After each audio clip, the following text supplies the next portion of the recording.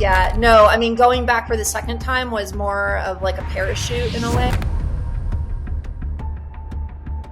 And so when you said free falling, that's the perfect analogy, because that is exactly what happens. There's a free. But her book was so poignant, and not this is not a critique of her. It's a really critique of the system, in that there were no next steps, there were no resources. And then the next best way is to reach out to me on LinkedIn. I love connecting with people who are mission aligned.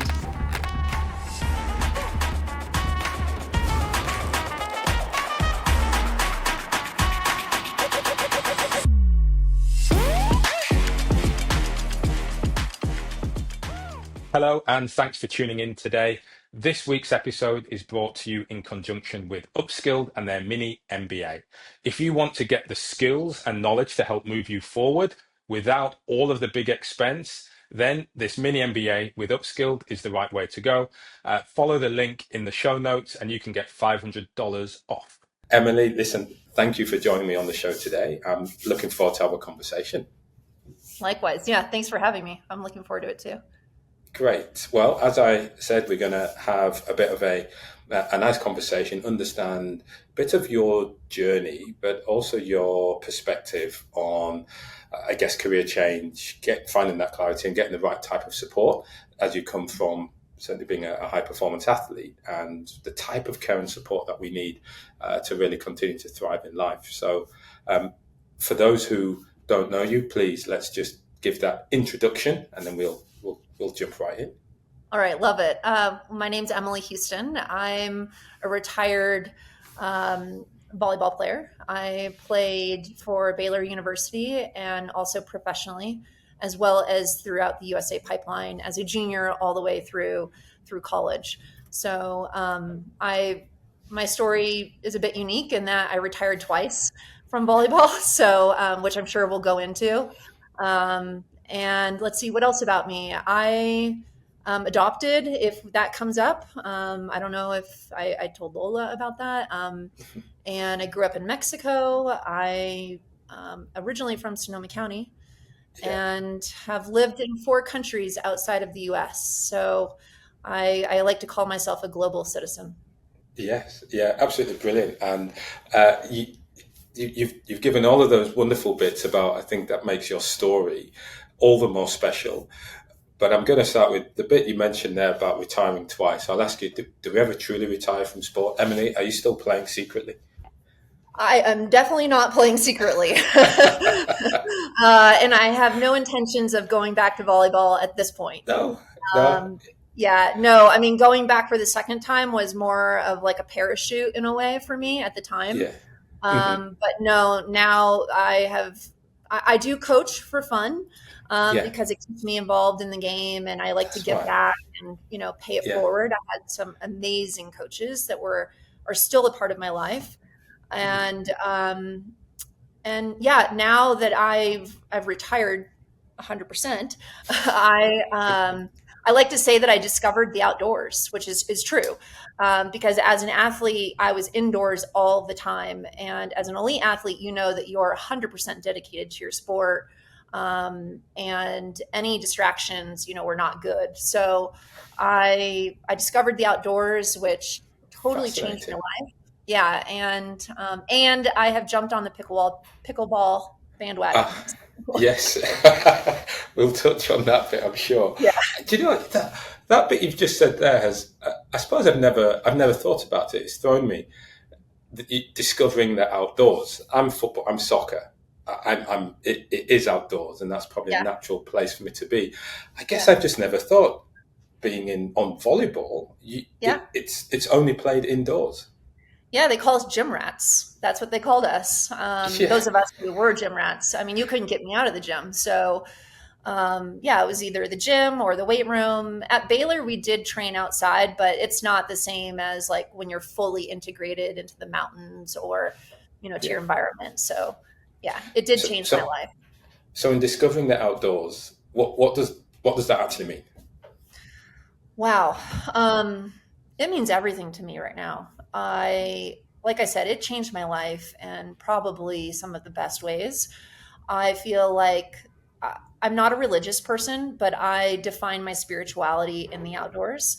And I find like, well, I will say I'm afraid of the ocean. um, Okay. but I find the waves extremely humbling because there's so much power. And I'm from a part of the United States that's a coastline and not a beach.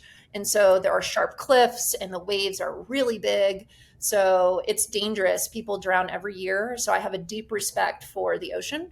But it's in the mountains and underneath the trees where I just feel really at peace.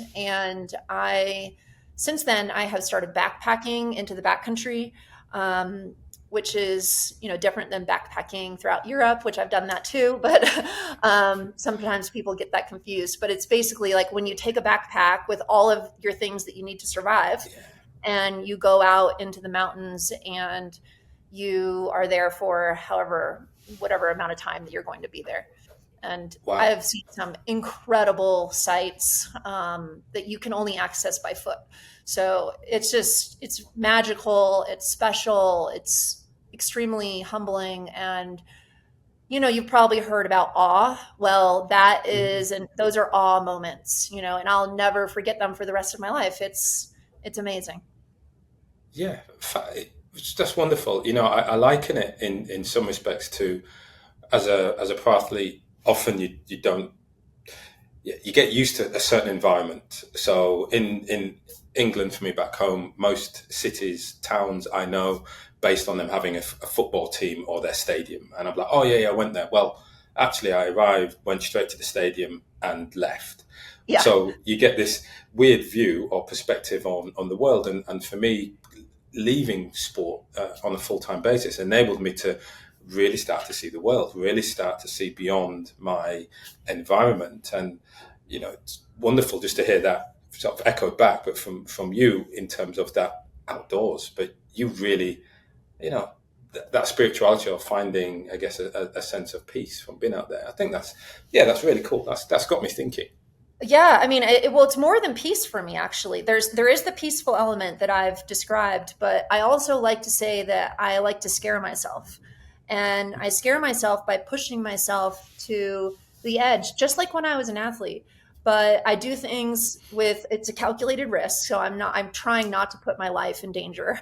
But inherently, there are things that I'm doing that I am in danger if I were to become injured or fall a certain way. So an example of that is I learned to ski as an adult, and I am now in love with skiing. Like you can't get me off the mountain when it's the winter, and that too has changed my life because it's just given me something that is very similar to my pursuit of volleyball. Um, in that I can push myself, I'm outdoors, I can literally put myself on the edge, and then decide to drop in or not, and I get better at it, and it's just Yeah. it's so much fun.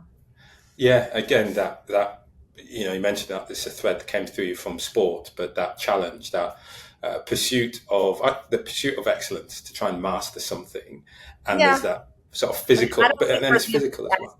excellent, Yeah, but a pursuit of being good at it, and it's probably yeah, your sense of what that good is.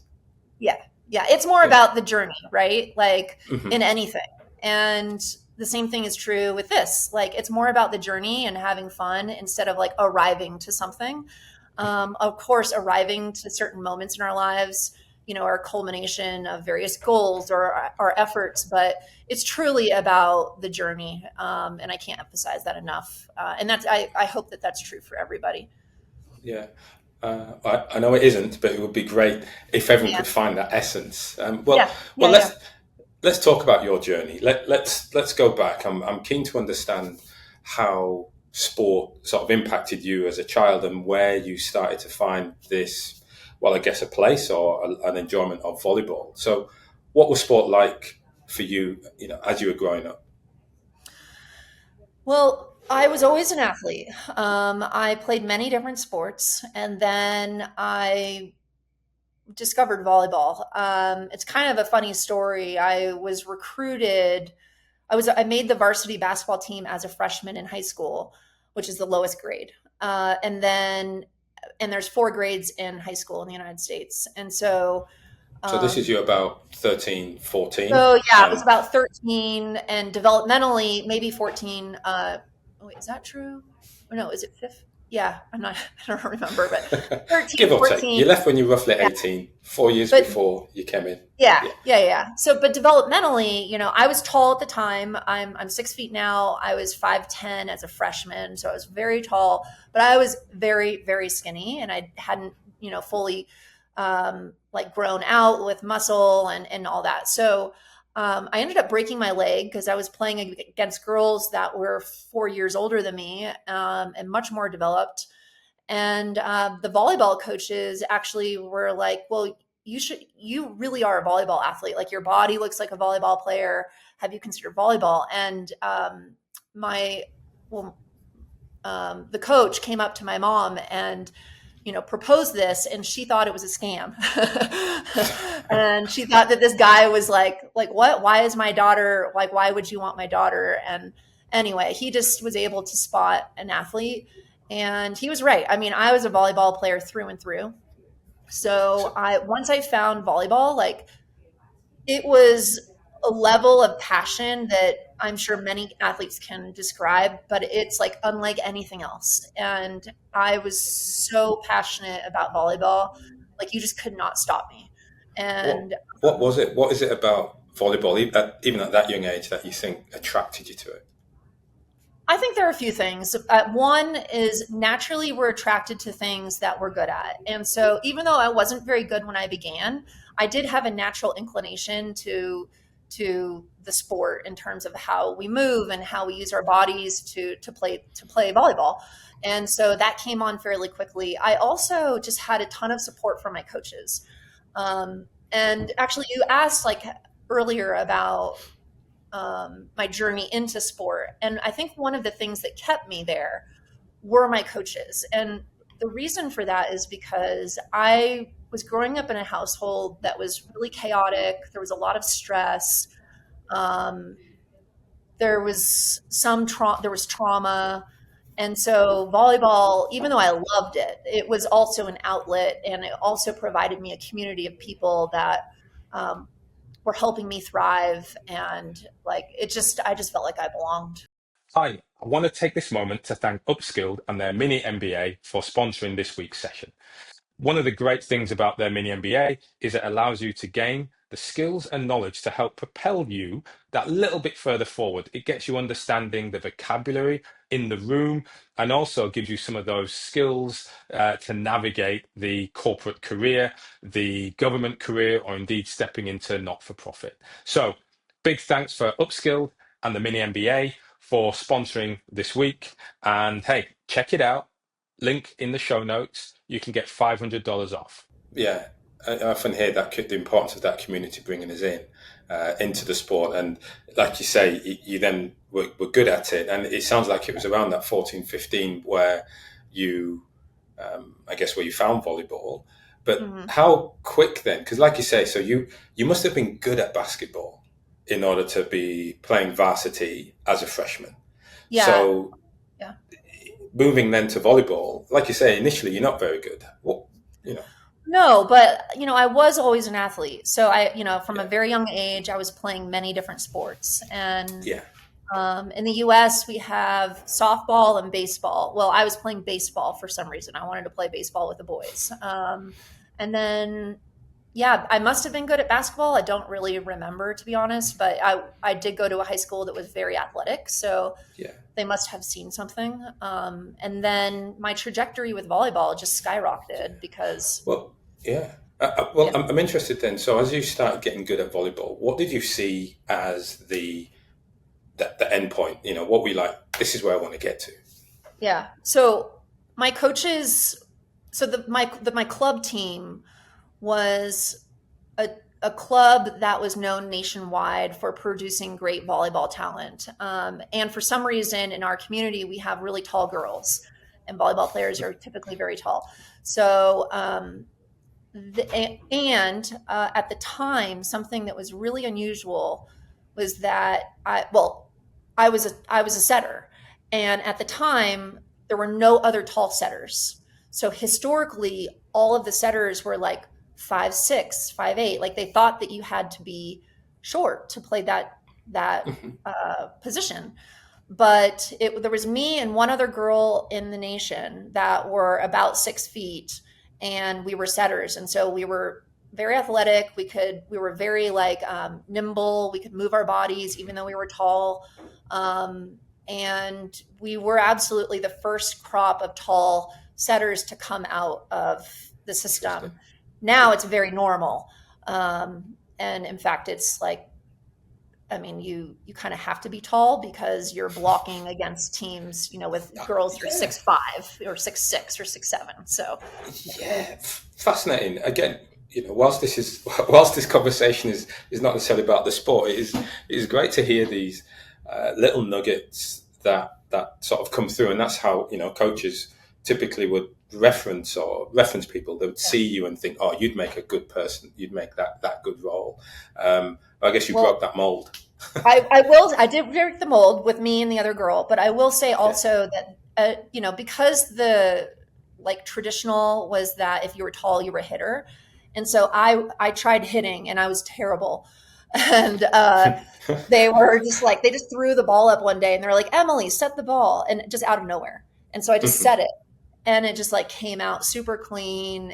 Like they call it butterfingers. Like it probably wasn't perfect, but they were like, oh my, and I do remember they were like, she's a setter. Oh my God, she's a Yeah. setter. So, um, Yeah. and then I will say that I think well, you asked me earlier about like what the vision goal was or the goal Yeah. was. And That's right. so they saw talent and they saw me working very hard. I told you earlier that I broke my leg, and they my leg was broken during tryouts for club volleyball, and but they had seen me move. They knew that I was going to be a decent athlete, and so they still put me on the number one team for my club with a broken leg, and I hadn't been able to try out. But I was the type of player where I would go to every practice and I would sit in a chair and I would make people throw me balls, even though I Yeah. couldn't stand. And I would get as many reps as I could. I would go out in the street with my parents and make them throw me balls and stuff like that. So they saw that and they really like players like that, of course. Yeah. Um, so anyway, so I think with those different characteristics that I had, they knew that I was going to move quickly. And they told me that, if you really want this, you could be a USA volleyball player.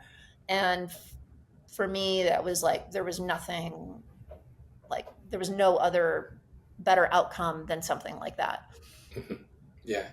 Wonderful. So getting there, represent your country, taking, Olympics, world champs, that type of became that vision.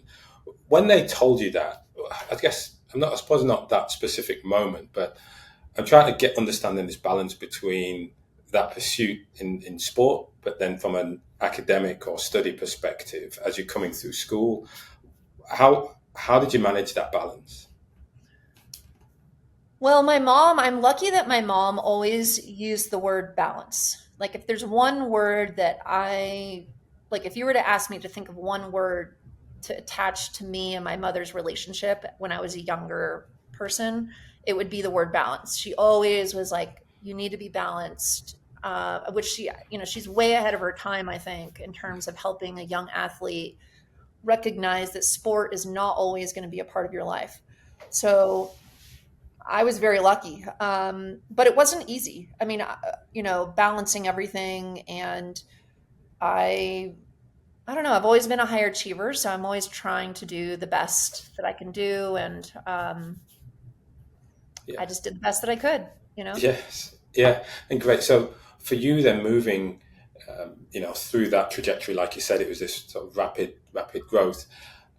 College, I'm guessing, then became a key point, a key jump off point for you as well. And so when you were looking at college, was it academic focused, or was it, hey, who's going to give me the best chance from a volleyball perspective to go in that US pipeline? Yeah. So I was in a very extremely unique situation because I was such a big recruit.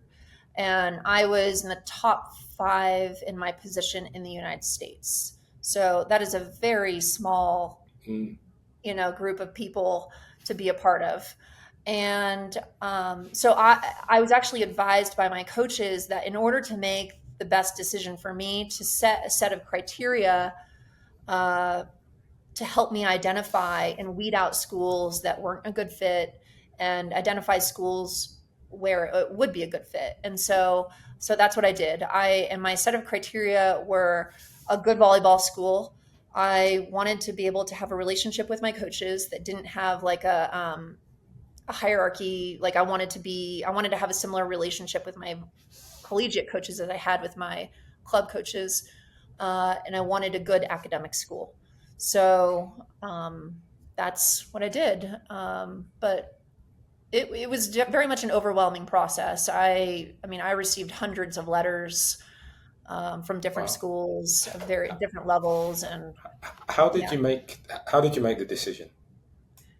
by using that criteria, Yeah. and And who I helped you then? my coaches Yeah. My coaches helped me. Yeah. And Yeah. my parents too. I went on an unofficial visit to Baylor and I committed on the visit, which in hindsight was probably a mistake. But but they really wooed me. Like they just totally Yeah. wooed me, and it did have everything that I wanted. So to be fair, and from that perspective, it was a good choice. Yeah, wonderful, wonderful. Now, so then we talk about it being difficult. You mentioned that, finding that balance as you then stepped into college. Where did, what I guess from a sporting perspective, where did that path take you, college wise, but then also pursuing that national level, or continuing to pursue it nationally? Well, my national, like being in the USA pipeline started as I was on the USA junior national team in high school. So my pipeline experience started then. I will say for the people listening that I tried out twice before I made it. So I was rejected twice and I was like, I'm going to keep going and I'm going to keep trying out until they notice me. And then finally they did. So I would say if you're experiencing something similar, just keep going and keep trying out, keep showing up. Um, and then, yes, I went to Baylor and I, let's see. The question is like, how did my trajectory continue with the USA pipeline or? How did it continue? How did you find the balance? Because you're in the national pipeline, you're heading in the direction that you want. You've still got college, you've still got to study and do something there, have this life. Yeah. What was the hardest thing about that period?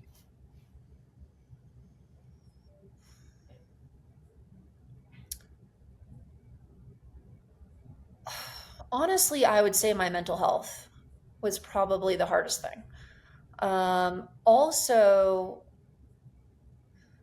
I haven't shared this publicly, but I'll share it publicly because I think it's important that this is talked about more. And also, this is also new information for me in the past few months. So I didn't know it at the time, but I know now that I'm likely on the autism spectrum. Obviously, high functioning and high functioning then. But I had a really difficult time managing relationships with my teammates and also to be honest, like it wasn't just me. There was a lot of drama happening on our team that was unrelated to me. um, and some terrible things like but I ended up being kind of the scapegoat for whatever reason. So I would say a combination of my mental health, the dynamics within the team, and various like pretty bad things happening behind the scenes that I didn't even know about at the time, but I now know. um, and then just my own eccentricities of like having a hard time like connecting with people Yeah, sometimes. yeah, yeah. Well, look, thanks for sharing that. Yeah. Because I really appreciate it, and you know, these conversations are all about that. It's all about Oh as we yeah. look back and Yeah. just trying to unpick in many respects. And like you say, some of it we can't see it until we are reflecting and looking back. I mean, Yeah.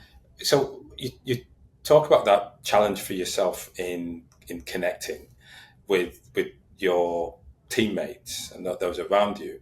I mean, it's interesting because you talk about it being that sense of community for you. Certainly, as a junior, that community in that volleyball was really important for you.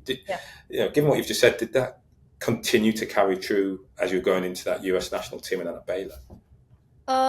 Well, yes, in some ways. I mean, my teammates were my people, they were my community, and we had the athletic community at large. But, it wasn't without challenges sometimes. And it also, you just have to expect that there are going to be conflicts within a team. Like, people are people, and conflict does happen, and there are different personalities, and you're also at different developmental stages.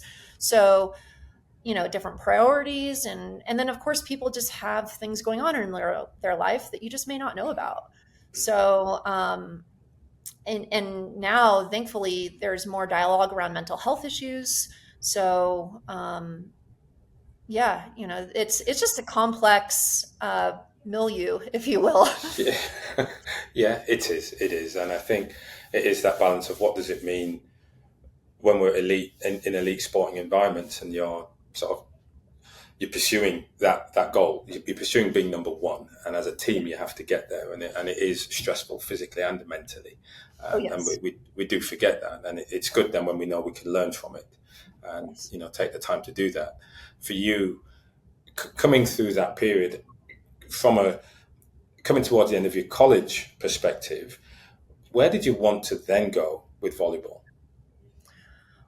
Well, I didn't really want to go anywhere, which is part of my two-time retirement. So Yeah, yeah, so after Baylor, I was very burnt out. I just kind of wanted to move on with my life, and start my life is kind of, I think, is the language I was using. I moved to Dallas and started, I got a job, and tried to transition as best as I could. So, but that was also with its own set of challenges, the transition, and which is eventually what led me to, I said it was a parachute, eventually led me back to volleyball. so talk to me before the parachute kicked in. It sounds like you therefore, I'll keep that analogy going, in free fall. Um, and so why did it feel like that? Why did what was going on to make you, I guess, need the parachute later on? Yeah. What was going on? Well, one thing I'll say, is that at the very beginning of our conversation, I failed to mention that I'm the founder of Home Team. And Yep. Home Team is, we're a company that supports retired and injured athletes. And so one of the things that we see now very, very clearly, and this, what we call it, is the cliff effect. And the cliff effect is when an athlete retires. And so when you said free falling, that's the perfect analogy, because that is exactly what happens. There is a free falling, and there is often not a parachute. If an athlete has a parachute, I mean, honestly, it's basically unheard of. So I developed my own parachute by making a decision to go back to volleyball. But without that, I was free falling. So what? So the question is, like, what comes into that? There are so many complexities for an athlete when they retire, which includes the loss of community, the loss of your team, obviously. Your relationship to food changes. You go from fueling to just kind of eating. And that is a really unusual thing to do, even though we all eat every day. But as an elite athlete, you're eating for a reason, and with goals. Same thing with exercise. There's a huge chasm between training as an elite athlete and exercise, like two totally separate things. And I'll tell you that in the work that we do, we see athletes really struggling in that area. Sometimes what we see is that there's an element of control that can come into exercise and food. And because they don't know how to exercise without support or guidance of a strength coach, or they may not know how to eat when they're not exercising as much, that can lead to a fear-based decisions. And so they start having patterns of disordered exercise or disordered eating, which can then eventually lead to eating disorders. And eating disorders in the retired athlete population is actually quite common, unfortunately. The other thing is that there is just, I see, are you wanting to jump in or No, no? Okay. you were already going through some quite amazing points, I mean, it's and just, it's extremely disorienting. I will even say that, the expectation, or most of the people out there think that if an athlete goes and gets a job after they finish their sport, then everything is okay. And you'll see that there is an abundance of resources out there. And some of this is just for monetary gain of different organizations, which fine, nothing wrong with that. But there's these abundance of resources to place an athlete into a job. And working in a job has its own unique complexities for an athlete. I can't tell you how many times I've heard an athlete say, I can't sit at this desk. Like, I don't know what I'm doing. I feel purposeless. I feel meaningless. Why am I sitting at this desk for 8 hours a day? Not to mention that they're just kind of stir crazy because they're just sitting and they're used to moving. So it is amazing. It truly is, because listening to you, just earlier on, you were mentioning, be it just our relationship with people, relationship with food, and relationship with our body or with exercise, and the impact it has when we stop performing, when we stop doing the sport, and we try and move into, I'll say, the more traditional world or career path. And just calling out those three elements in itself was quite fascinating. Interesting. Then you talk about that sort of fear-based response. It's an interesting use of the word fear, not one that I've heard before. What makes you describe it as a sort of fear-based reaction? well, there's a fear that you're going to gain weight. There's a fear that your body is going to change. Um, we've had some men say that they go from feeling like they're Superman to not being able to lift the same amount. I just met with a young woman yesterday who told me the exact same thing. She just can't she can't lift the way that she used to lift. Which totally makes sense. Like, that you shouldn't be lifting that much as a normal person. Like, you shouldn't be training 6 or 8 hours a day. Like, that would be crazy, right? So yeah, there's just different types of fears. There's fears that you're a nobody. Because in some ways, culturally, you have become a nobody. I'm not saying that these people aren't important. Of course they are. No, Their but lives are important. Everything it's is that important. it's that But shift, as you're mentioning. that's the Yeah. feeling. I also want to touch on something that is uniquely happening right now in front of our eyes, and that is NIL. And NIL is a new, it stands for name, image, and likeness. It's a new system within the NCAA college level of athletics. And what it does is it allows athletes a vehicle for making money. When I was an athlete, you weren't allowed to generate any type of revenue with the exception of your scholarship. And now that's changed. Athletes are making millions of dollars. Some athletes are making $400,000 to $500,000, $600,000 a year just to play for a particular team. And you're talking about 18 to 22 or 23-year-olds. So, but what's happening is not only that, but what that's attached to is social media.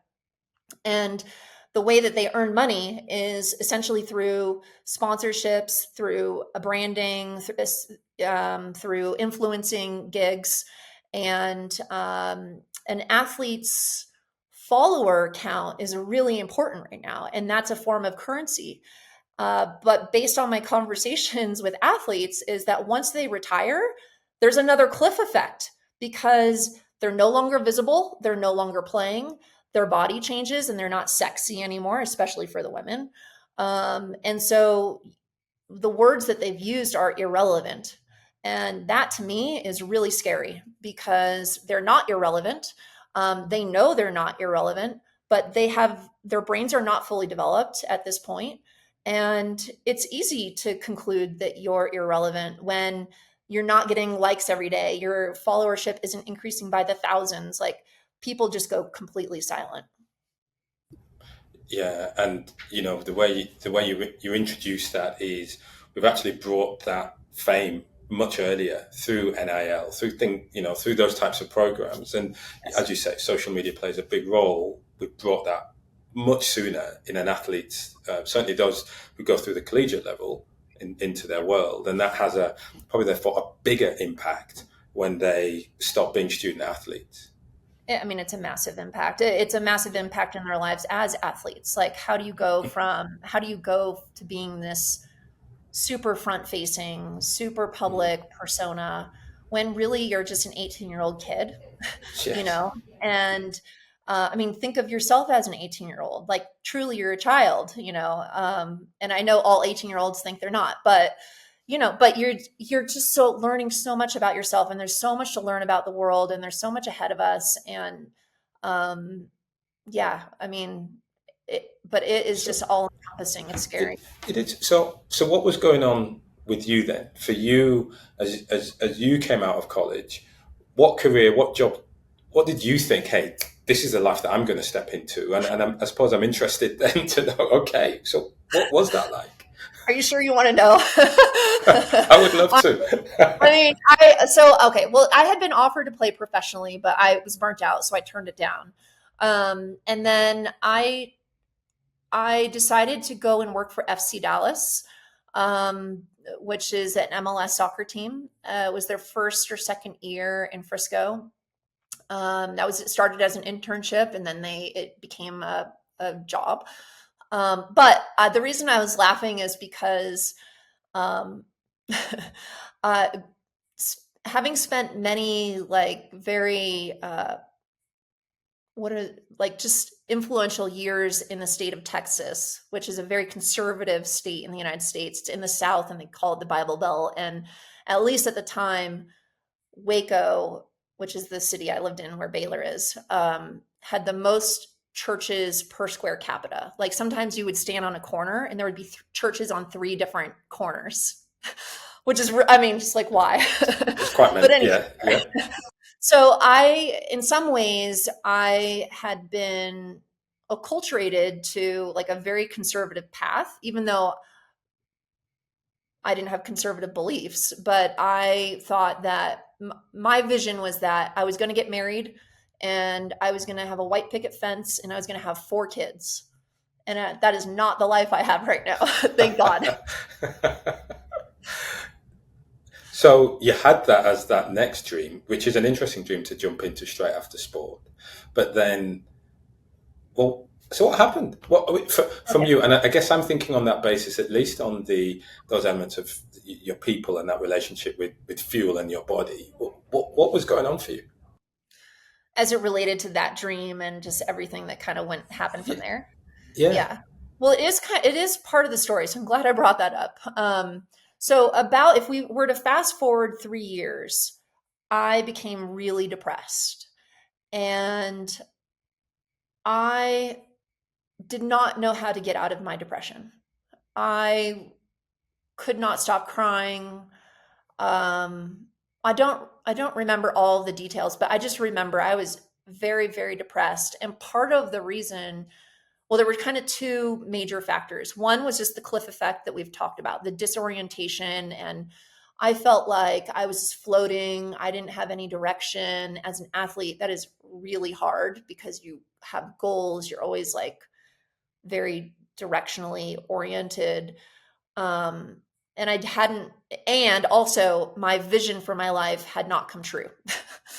um, Mhm. and so I was just super depressed. And in my depressive thinking, I thought, well, the only thing I'm good at is volleyball. So I need to go back to something that I'm good at and something that I enjoy, right? Because my world became very small and I was not enjoying life. And I just knew that I needed someone to throw me like a life vest type thing, or a life A saver, lifeline. Yeah, a something lifeline. that. Yeah, I really needed that, and I didn't have it. So I decided, like, well, of course. So, but I will. So before I say that, of course, I had other strengths, like, but in my depressive thinking, it was like, well, the only thing you're good at is volleyball, so go back to volleyball. So that is what I did. Um, and I was working at the time. It's funny because I would never probably do this now, but I told them, I was like, I want to go play volleyball professionally, but I may not make it. So do you mind if I take a week-long vacation to Europe and go try out for a team? And if I make it, then I'll stay. But if I don't make it, I'll come back to my job. And they were just like, what the F? Like, who is this girl? But you know what? They were awesome. They were like, okay, like, we just need to know by this date and time, like, are you coming back? Wow.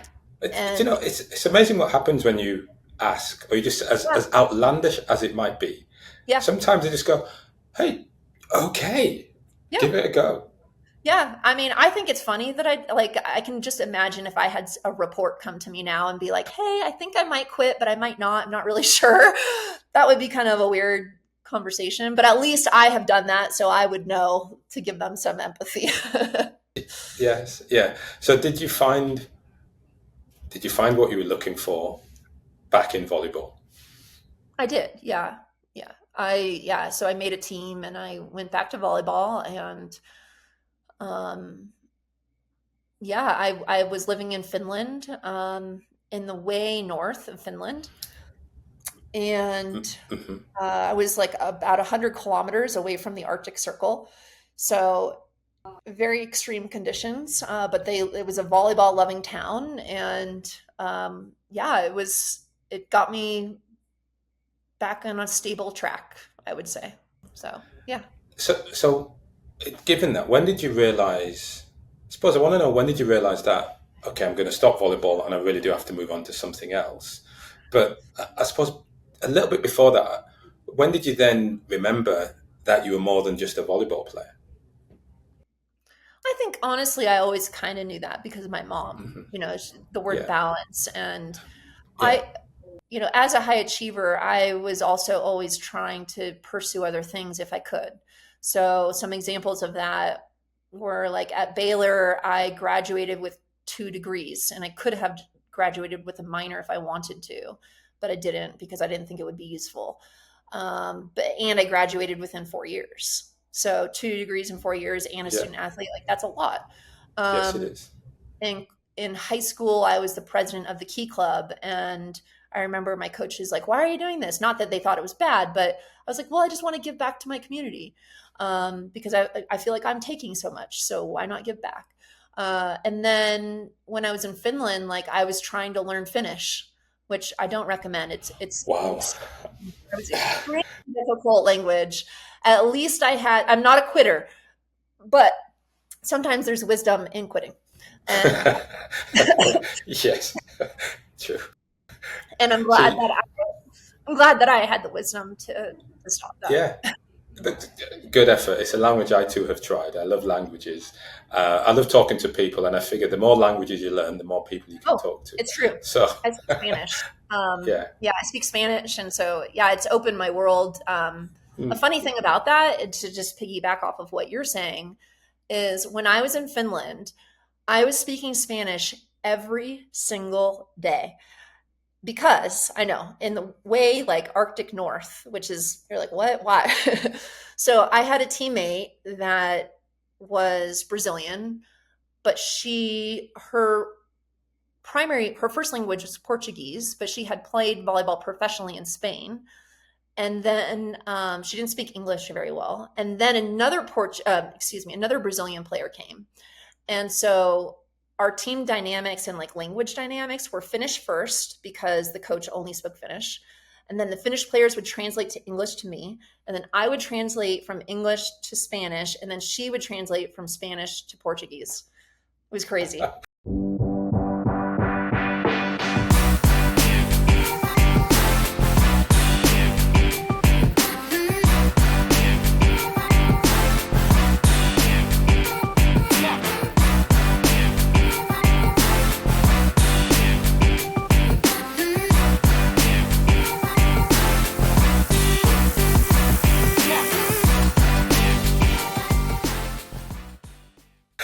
That is quite amazing. There you go. There's the language chain. It's communication in sport. I guess a lot of it though is nudges and eyes, and you just ultimately know because you play it out on the field or in the Yeah, court, and there's you're there. signs. Yeah, We have that's signals. it. So like as a Yeah, setter, I would have a lot of signals to like call the plays. But yeah. yeah. So look, I'm interested in getting to home team and that sort of passion. You know, what led you to think that home team was a is a good idea and that there's a need for it in the world? Well, there's a bit of a story with it. So I mentioned that in at Baylor, one of my biggest challenges was my mental health. And when I was at Baylor, I became injured when I was playing for USA Volleyball. I was in Argentina and I broke one of my fingers really badly. And as a setter, you're using your fingers every day. So when I got back to Baylor, I needed to have a surgery and they had to reset my finger. And then, of course, there was like the recovery of my finger. But because of like the way you're training and running and lifting, like, first of all, I couldn't hold a weight in my left hand. But then my trainers were like, well, if you're running, like, what's the first thing you do when you fall? You put your hands out just naturally. So basically, what I'm trying to describe is that I was taken away from my team.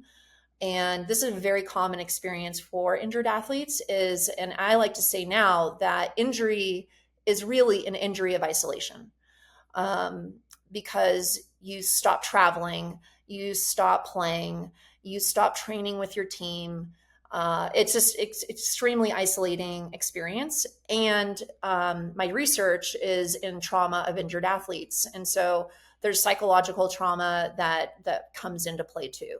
So I forget why I brought that up, but that is part of my story Yeah, as an yeah, intro. yeah. Oh, for home team. What? Yeah. So yeah, I mean, What made you think of home team? Yeah. yeah. So okay, so let's fast forward. I came back from Europe. I went to grad school. I studied counseling psychology. Then, after my graduate studies, I was being pulled in another direction. And I started working for private single family offices. That in a private single family office is a very traditional financial tool, an Okay. institution for really wealthy people. And Yeah. so I worked for some of the largest private single family offices in the world and gained world class operational experience, um, and loved my career. But it's a very male dominated career, and due to like sexual harassment, pay discrimination, gender bias, a number of different things, I said, okay, this is enough. And I got to a point where I just needed to pivot. And around that time, I came back in contact with a former teammate of mine, and she had written a book called Always an Athlete. And her book describes the developmental trajectory of when an athlete begins, like between 5 and 8 years old, all the way to whenever they retire. And when it got to the stage of retirement, her book ended, and she called it's as if the athlete falls off a cliff. So that's where the cliff effect comes from. Um, but her book was so poignant, and not this is not a critique of her. It's a really critique of the system, in that there were no next steps, there were no resources, and I at that point I was like, holy, like that is exactly what I experienced. Like nothing, the free fall, the cliff effect, Yeah. and Yeah. and then after doing a bit more research, I learned that the athlete landscape and the athlete ecosystem was still the exact same from when I was an athlete, which is 20 years later almost. And it just blew me away. I could not believe that athletes today, with the amount of resources that they have and everything that we know about the athlete life cycle, that there's essentially zero support for retired athletes. And Mhm. I believe that that is a systemic failure. And so when I saw that, I knew that that was something that I could do. I knew that I have personal experience. My background is in counseling psychology and mental health. I have operational experience, and I've lived it, and I just have the conviction it's so wrong, that retired and injured athletes don't get the support that they deserve. And so our mission is to change that. I love that. And listen, we're having a conversation clearly because I believe in that mission too. And so having this conversation, but hearing the way you describe that, I think is also quite uplifting, right? And you've shared a few examples just as we've been talking about the conversations you've had with athletes, and former athletes. Why don't you think anything had changed? So as you started doing that research and started looking, why do you think it's still a problem? I think that we have the same problem because one, there's a few reasons. One, there's a lack of understanding of the athlete life cycle. And retirement is not included in that conversation. And yeah, there hasn't been somebody that's raising awareness and that is taking it upon themselves, I guess, to change the system. So I think generally that there's a true lack of understanding around the complexities of retirement. And then second, is that, to be honest, it doesn't benefit their athletic institutions. So there's a financial side to this. Yeah, Even if the athletic institution does understand that there's a challenge in athletes retiring and the NCAA, which they've done research and studies that do point toward athletes, having a difficult time with their retirement. But there's no financial motivation for them to solve that problem. yeah, And let's be honest, like these athletic departments are financial institutions first. They're there to make money, and that's the bottom line, to be honest. So, um, yeah, but I will say that NIL has helped equalize the power in some ways between, these athletic institutions, yeah, aka athletic departments, and the athletes. Because for too long, the athletic departments were just taking advantage of the athletes by, using their names, using their images for their own financial gain, and the athletes saw none of that. yeah. And you're right. NIL has at least provided an opportunity to even that out. I mean, it comes with other complications, like many things, but like you say, it does shift the power balance a little bit. But you're Yeah. talking there, you mentioned also just that, I guess, in whose interest is it to support an athlete, never mind a month, but 1 year, 5 years after they've finished playing for that team, or pursuing that sport. And look, my belief is it is a network that's actually going to help solve that. I think as athletes, we're talking about certainly at 18, maybe in your early 20s, we might not think we need the help. We might think, hey, I'm grown, I know what I'm doing, and yet we can see that. We need support. We need, in some respects, those steps and different perspectives, because that attracts different people towards it. Oh, absolutely. There's not Yeah. one single solution. No, there's not one single solution. I mean, it is a complex challenge. Like, Mm, and every athlete's experience is different. One of the things that we didn't talk about is substance use or just addiction in general. There could even yeah, be sex addiction, that happens. And yeah, that all is usually comes out of a place, again, of fear, uncertainty, control, to try and have some sort of, and I think this is very normal for humans, right? Is we want to have control. But mhm. when you're free falling, you don't have control. You don't So have you're that. Yeah, grasping for anything to yeah. hold on to, even if it's something that's maladaptive, like alcohol or drugs or sex or food or exercise. Mm. And so, Emily, for you leading, home team, and you've spoken about its origin. Uh, How does it work? Who do you support? So we support the athletes primarily. That's our mission. But that one of the things that we recognize in the systemic failures around athletes is that there are so many great people working in the athlete ecosystem and all at all different levels. And they're former athletes themselves. They've been through it. They are highly trained. They have a heart of gold. They really want to help young people develop and launch into the world. Like ultimately, I think that that's what we all want for our young people. But the system as it stands today is fragmented and it's siloed and it's difficult to access care, whatever type of care that is. So while Home Team has an emphasis on athlete mental health, we also recognize that not all athletes meet a clinical level of need.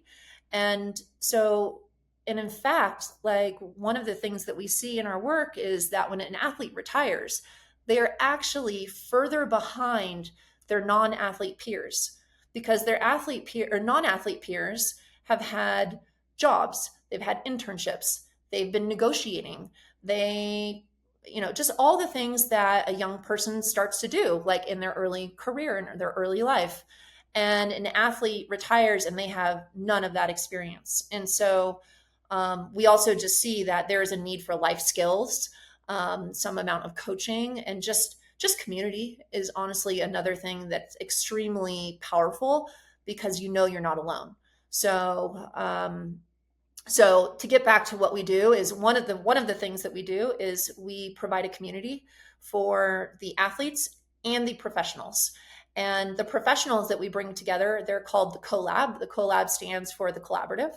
And the idea is that we break down the gaps in the system. And so we have invited multidisciplinary providers throughout the athlete ecosystem to come together and create change.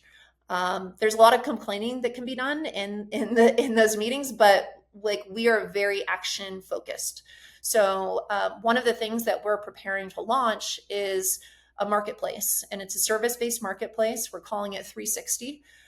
Which stands for 360 support of all kinds, whether that's clinical or life skills. And this marketplace, its primary objective is to centralize care, so that athletes have one place to go to for vetted support, and by former athletes themselves. So right now that doesn't exist, and that's our aim is to create centralized care with the existing resources that are around the country. That sounds brilliant. And what you've just described is that network. It's pulling things together, that collaborative, helping to, and the way you said, break down the athlete's need, but break it down in real time. That multidisciplinary, I think, is definitely required. And it happens, yes, whilst you're an athlete. But what we often forget is that 2 years afterwards, it's that 5 years afterwards where we start to realize it's like, oh, hold on, is this it? This is life. I'm not ready for this. I just need some help. Yeah. Yeah.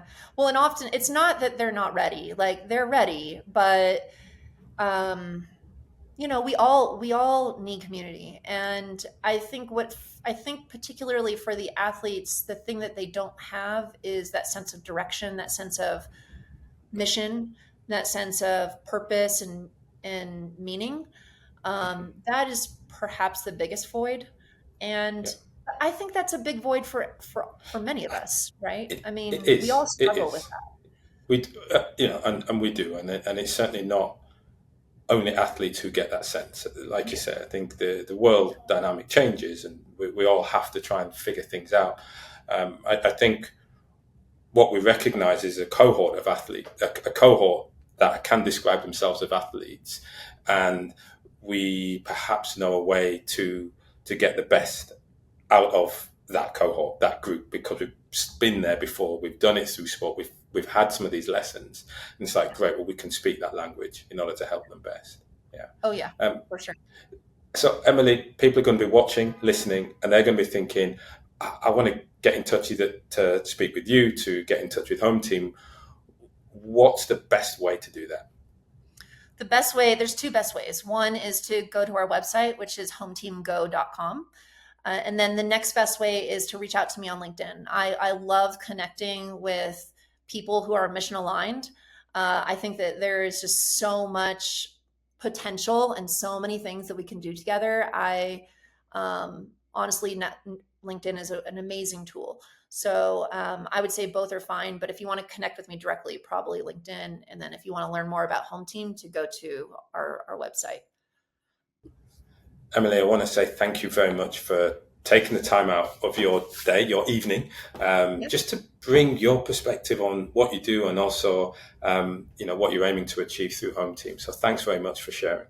Of course, thanks for letting us share this with the world. We're stoked to create change. That's our goal. So thank you for being a part of that. And I hope everybody who's listening will join us. Thank you.